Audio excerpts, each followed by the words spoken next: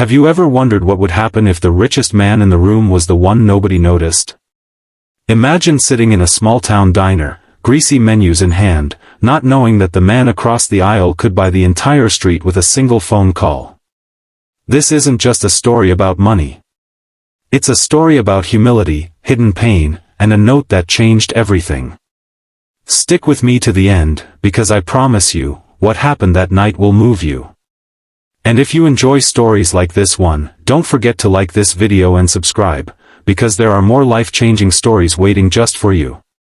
The man's name was Daniel Cross, though nobody in the diner that evening knew it.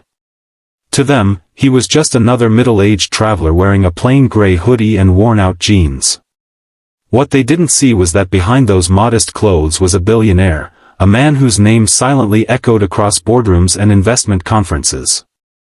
Daniel was on one of his unusual escapes, leaving behind the world of glass skyscrapers and chauffeured cars to reconnect with the life he felt slipping away from him. The diner smelled of sizzling steak and butter. Neon lights buzzed faintly overhead, and the chatter of truck drivers, families, and tired couples filled the air. Daniel took a corner booth, his presence unnoticed, and quietly ordered the house special, a ribeye steak. He didn't need fancy dining tonight. He wanted something real, something simple. The waitress who approached him was young, maybe mid-20s, with her dark hair tied back in a messy bun. Her apron was faded, and her smile carried both warmth and exhaustion. Her name tag read Emily. She scribbled down his order with practiced ease, but there was something in her eyes that Daniel didn't miss. A heaviness, like she was carrying a weight far bigger than her slim frame could hold. He watched her as she moved from table to table, always smiling, always polite, but he noticed the way her shoulders tensed when she thought no one was looking. He had seen that look before, in employees hiding stress, in single mothers he had met during charity visits, in faces of people who had learned to hide pain behind polite service. The steak arrived, sizzling and perfect, but before Daniel could even take his first bite, Emily slipped something beneath his water glass. A folded note. She didn't say a word, just kept walking, refilling another customer's coffee as though nothing had happened. Daniel froze. Notes passed like that in his world usually meant blackmail, business betrayal, or hidden threats. But here? In this tiny diner, where nobody even knew who he was? Slowly, he unfolded it. The handwriting was rushed, almost shaky. It read, "Please. If you can help, my daughter needs heart surgery. I don't know where else to turn." His fork slipped from his hand, clattering onto the plate. The sound drew no attention, but inside Daniel, the note landed heavier than any million-dollar deal he had ever signed. He sat back, staring at the words, his throat tightening. He had come here to disappear, to be ordinary, but suddenly, fate had dropped someone else's extraordinary burden right onto his plate. After a long pause, he called her over softly. "Emily," he said, his voice low, "tell me about your daughter." Her mask broke instantly. The waitress who had smiled through exhaustion now blinked back tears.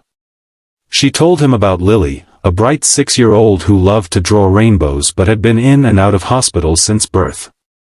The doctors had given them one last chance, a surgery that could save her life, but the cost was far beyond what a waitress's wages could ever cover. Emily had tried everything, loans, extra shifts, even selling her car. Nothing was enough. That note, she admitted in a trembling voice, was a desperate act. She didn't even know why she gave it to him. "You just looked kind," she whispered. Daniel sat in silence, his chest aching. He remembered his own childhood, how his mother had worked 3 jobs after his father walked out, how close they had come to losing everything before his fortune had ever existed. For all his billions, he knew what it meant to feel helpless. That night, Daniel didn't reveal who he was. He didn't flash wealth or make promises he couldn't keep.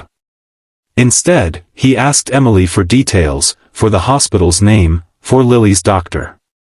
He left a generous tip, enough to cover a week's worth of groceries, and quietly walked out into the night, the note burning in his pocket. But that wasn't the end. The very next morning, Emily received a call from the hospital's finance office. They told her that Lily's surgery had been fully funded, every single cent. She dropped the phone, sobbing in the diner's kitchen. She had no idea who had done it. All she knew was that someone, somewhere, had given her daughter another chance at life. Weeks later, when Lily's surgery was over and successful, Emily returned to work. Daniel came back too, still in his hoodie, still anonymous. She rushed to him, tears brimming, ready to thank him, but before she could speak, he shook his head. "Just promise me one thing," he said gently. "When Lily grows up, tell her that kindness from strangers can change everything. And when she can, let her be that kindness for someone else." She nodded, speechless. Daniel finished his steak in peace that night, still just another customer to everyone else.